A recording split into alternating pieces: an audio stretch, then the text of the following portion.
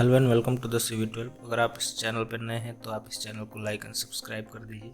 आप ये स्क्रीन पे क्या देख रहे हैं? अगर आप सिविल इंजीनियरिंग या कंस्ट्रक्शन फील्ड से जुड़े हैं तो आप बड़ी आसानी से बता सकते हैं कि ये हमारा कंक्रीट क्यूब्स है। अब ये बहुत सारी क्यूब्स है। अगर हम एक क्यूब की बात करें तो आपको मैं इसका साइज़ पूछूं कि ये कितना mm का क्यूब होता है हमारे कंस्ट्रक्शन में टेस्टिंग के लिए यूज़, तो इस क्यूब का साइज़ पूछेंगे तो आप बताओगे कि इसकी जो लेंथ होती है वो 150 mm होती है, विड्थ और डेप्थ भी 150 mm होता है, यानी कि ये 150 mm का हमारा क्यूब है। आपने जो ये साइज़ बताया है वो करेक्ट है, बट यही साइज़ क्यों है? दूसरे साइज़ का क्यूब क्यों नहीं? 200 बाई 200 बाई 200 का क्यों नहीं? या half metre by half metre by half metre का क्यूब क्यों नहीं? या 50 mm के साइज़ के क्यूब क्यों नहीं? तो शायद आप इस सवाल का आंसर न कर पाएँ, या आपको मालूम भी होगा तो आप इस वीडियो को देखें, आपको ज़्यादा क्लैरिटी होगी। तो आइए शुरू करते हैं।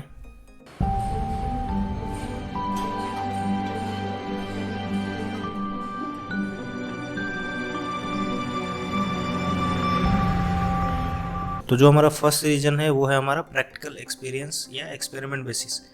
ये केमिकल वाला एक्सपेरिमेंट नहीं, जो हमारा ये कंप्रेसिव टेस्टिंग मशीन है उसमें जब हमने बहुत सारे क्यूब्स को टेस्ट किया अलग अलग साइजेस के, एज अ रिजल्ट ये पाया कि जो हम 150 mm का जो साइज़ का क्यूब टेस्ट कर रहे हैं वो हमारा जो एक्चुअल जो स्ट्रक्चर है साइड पे उससे उसके स्ट्रेंथ से ज़्यादा कोरिलेट कर पा रहा है, यानी कि डेविएशन बहुत ही मिनिमम है 150 mm वाले क्यूब्स में।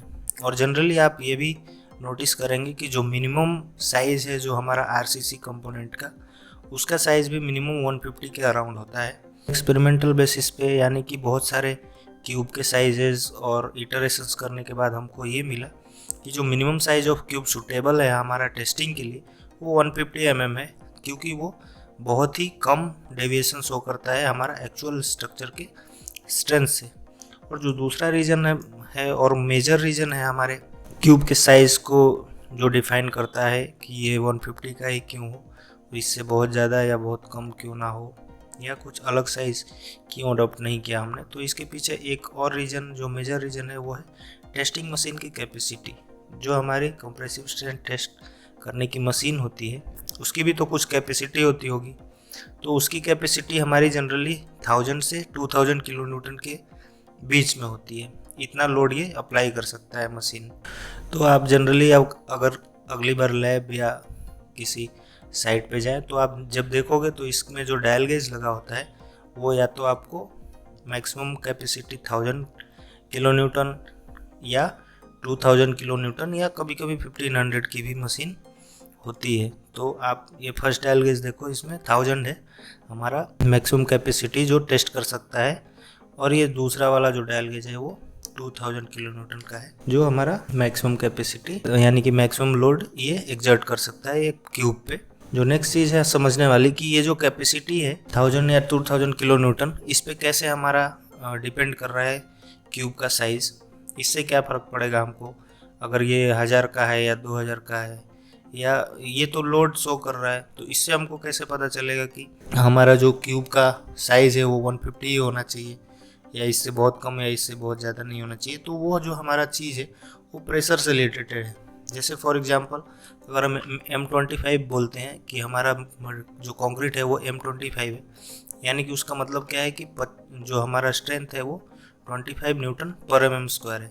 तो जो आप इसका यूनिट देखेंगे वो है न्यूटन पर mm²। न्यूटन पर mm² बोलने से क्या हो गया कि ये प्रेशर की यूनिट है, यानी कि हम जो टेस्ट कर रहे हैं, जो हमको टेस्ट का रिजल्ट आएगा वो प्रेशर आने वाला है, ना कि लोड। तो प्रेशर का जो यहाँ से हमारा हमको मालूम है फॉर्मूला होता है कि फोर्स अपॉन एरिया होता है। यानी कि अगर मान लो हमारा 1000 किलो न्यूटन कैपेसिटी का मशीन है, वो उसका हमारा मैक्सिमम कैपेसिटी 1000 किलो न्यूटन है, तो हम इससे मैक्सिमम कितना प्रेशर टेस्ट कर पाएंगे?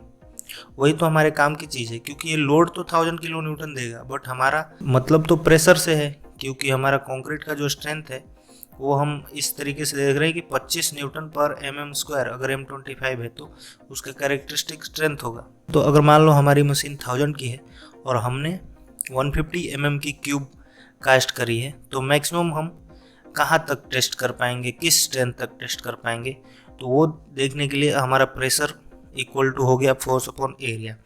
फोर्स हमारे केस में इसका मैक्सिमम फोर्स कितना हो जाएगा, 1000 किलो न्यूटन है, उसको न्यूटन में कन्वर्ट कर लिया हमने, तो 1000 इंटू 1000 हो गया हमारा न्यूटन, डिवाइडेड बाई जो एरिया है हमारा क्यूब का, सरफेस एरिया एक फेस का जिसपे फोर्स एक्सर्ट होगा, वो 150 बाई 150 हो गया। तो इसको जब आप कैलकुलेट करते हो तो पाते हो कि ये जो आ रहा है वो 44.44 न्यूटन पर mm स्क्वायर आ रहा है, यानी कि आप 44.44 न्यूटन पर mm स्क्वायर तक मैक्सिमम प्रेशर अप्लाई कर पाओगे इस कॉम्प्रेसिव स्ट्रेंथ टेस्टिंग मशीन के साथ। ये तो हो गया कि प्रेशर कितना अप्लाई कर पाओगे, तो आप किस ग्रेड तक अप्लाई कर पाओगे इस प्रेशर को, क्योंकि ये जो M25 में 25 न्यूटन पर mm स्क्वायर लिखा है ये तो कैरेक्टरिस्टिक स्ट्रेंथ है, लेकिन हमको टेस्ट तो टारगेट स्ट्रेंथ के लिए करना होता है। तो आप ये 44 से किसको रिलेट कर पाओगे, यानी मैक्सिमम किस मटेरियल के लिए या किस ग्रेड के लिए आप टेस्ट कर पाओगे, M10 के लिए, M20 के लिए या M35 के लिए। तो हमने यहाँ पे M35 का कैलकुलेशन लिया है। तो अगर मान लो M35 तो हो गया 35 न्यूटन पर mm स्क्वायर कैरेक्टरिस्टिक स्ट्रेंथ हो गया, अगर इसके टारगेट स्ट्रेंथ की बात करें तो वो आप कैसे कैलकुलेट करोगे। तो चलो इसी में हम बता देते हैं कि टारगेट स्ट्रेंथ कैसे कैलकुलेट किया जाता है। अगर किसी भी ग्रेड का हमको टारगेट स्ट्रेंथ कैलकुलेट करना है तो वो टारगेट स्ट्रेंथ की अगर बात करें तो हमारा जो कोड है मिक्स डिज़ाइन का 10262, उसमें जब आप देखोगे तो टारगेट स्ट्रेंथ के लिए फॉर्मूला दिया हुआ है, आप IS 10262 रेफर कर सकते हैं, ये मिक्स डिज़ाइन की कोड है। जब आप इसमें देखते हो तो जो टारगेट स्ट्रेंथ का फॉर्मूला है उसमें है कि FCK bar equal to FCK plus T into S, जहाँ पे FCK है वो कैरेक्टरिस्टिक स्ट्रेंथ है, S जो है वो हमारा स्टैंडर्ड डेविएशन है और T जो है वो हमारा स्टैटिक कांस्टेंट है। अब इसकी हमको FCK तो पता है M35 का 35 होना चाहिए और प्लस T और S कहाँ से निकालेंगे, तो उसके लिए इसी कोड में टेबल नंबर 2 दिया हुआ है जिसमें हमको T की वैल्यू मिल जाएगी। तो T यहाँ पे आप देखो different accepted proportion of low results के लिए दिया हुआ है, तो जनरली हम 1 in 20 वाले का लेते हैं, यानी कि 5% लो रिजल्ट एक्सेप्टेड है हमारे केस में। तो 1 in 20 के लिए बात करोगे तो जो T की वैल्यू है वो 1.65 हो गया। तो FCK मिल गया हमको, T मिल गया 1.65 और S यानी कि स्टैंडर्ड डेविएशन चाहिए। तो इसी कोड में आपको एक और टेबल मिल जाएगी जिसमें अगर हम बात करें तो अलग अलग स्टैंडर्ड डेविएशन की वैल्यू सजेस्ट करी हुई है जिसकी हम यूज़ कर सकते हैं। तो मान लो हमारा वेरी गुड कंट्रोल में हमारा काम हो रहा है तो M35 के लिए जो हमारा स्टैंडर्ड डेविएशन आएगा वो यहाँ से 5.3 आ जाएगा। तो हमको अगर टारगेट स्ट्रेंथ कैलकुलेट करना है M35 का तो अपने पास FCK भी मिल गया, T भी मिल गया 1.65 और S भी मिल गया हमारा 5.3। अब जस्ट हमको इसमें पुट करना है वैल्यूज़ को, तो हम टारगेट स्ट्रेंथ तक पहुंच जाएंगे। अब इसमें अगर हम वैल्यूज़ को पुट करें तो कुछ इस तरीके से 35 प्लस 1.65 इंटू 5.3 आएगा, जो कि हमारा अल्टीमेटली 43.745 न्यूटन पर mm स्क्वायर आएगा फॉर M35। हमारा ये टारगेट स्ट्रेंथ कैलकुलेट हो गया। तो हम वापस से पिछले पॉइंट पे चलते हैं कि जो हमारा 1000 किलो न्यूटन लोड देने वाला जो कंप्रेसिव स्ट्रेंथ टेस्टिंग मशीन था वो हमारा कितना कैलकुलेट कर पा रहा था मैक्सिमम, तो 44.44 न्यूटन पर mm स्क्वायर कैलकुलेट कर पा रहा था, यानी कि इतना प्रेशर एग्जर्ट कर पाएगा अगर हमारा 150 बाई 150 का क्यूब हुआ। तो अगर आपका मशीन 1000 किलो न्यूटन वाला है और आपने 150 की क्यूब कास्ट करी है तो आप जस्ट M35 तक ही उस मशीन में टेस्ट कर पाएंगे। और अगर आपको सेम मशीन से M35 के अबव की टेस्टिंग करनी है M40, M45 या M50 का, तो आपको या तो मशीन का कैपेसिटी 2000 वाला लेना पड़ेगा, यानी कि प्रेशर का न्यूमरेटर वैल्यू को या तो बढ़ा दो या फिर डिनोमिनेटर को कम करो तो प्रेशर बढ़ जाएगा। तो यानी कि क्यूब का साइज़ या तो लेसर कर दो। तो जनरली आप देखोगे कि जो M50 और M60 का जो टेस्टिंग होता है कंप्रेसिव स्ट्रेंथ का, उसके लिए हम 100 mm का क्यूब प्रीफर करते हैं, 150 mm का वाला प्रीफर नहीं किया जाता है इसी रीजन से। या फिर आप 2000 किलो न्यूटन वाला मशीन यूज़ करो तो उसमें हम इसका डबल यानी कि 88.88 न्यूटन पर mm स्क्वायर तक टेस्ट कर पाएंगे। और आप इसी तरीके से टारगेट स्ट्रेंथ कैलकुलेट कर सकते हो। तो हमारा टारगेट स्ट्रेंथ तो आपको पता चल गया कि M35 का 43.745 होता है। टारगेट स्ट्रेंथ की टेस्टिंग करने के लिए जो लोड अप्लाई करना पड़ेगा वो कितना करना पड़ेगा, अगर हमारा क्यूब का साइज हम चेंज कर रहे हैं। हमने तो अभी 150 के हिसाब से देख लिया, 150 का क्यूब यूज़ करेंगे अगर तो 1000 किलो न्यूटन वाले मशीन में हम आसानी से टेस्ट कर सकते हैं। लेकिन इसी का अगर आप रिवर्स कैलकुलेशन देखते हैं, मान लो हमको इतने की टेस्टिंग करनी है 43.745 न्यूटन पर एम स्क्वायर का, तो क्या कैपेसिटी का मशीन चाहिए अगर हमको अलग अलग साइजेस में हम कंपेयर करें तो जो हमारा लोड का फॉर्मूला हो जाएगा, प्रेशर वाले फॉर्मूले से ही डिराइव करा है, लोड का फॉर्मूला हो जाएगा प्रेशर इनटू एरिया। तो हमारा प्रेशर कितना है और एरिया कितना है वो उसको मल्टीप्लाई करने से लोड आ जाएगा। तो मान लो हमारा 100 mm का क्यूब एक कास्ट करा और एक 150 का क्यूब कास्ट करा, 200 का क्यूब कास्ट किया, और सेम हमको टारगेट स्ट्रेंथ तक पहुंचने के लिए कितना लोड अप्लाई करना पड़ेगा वो हम यहाँ पे देखेंगे।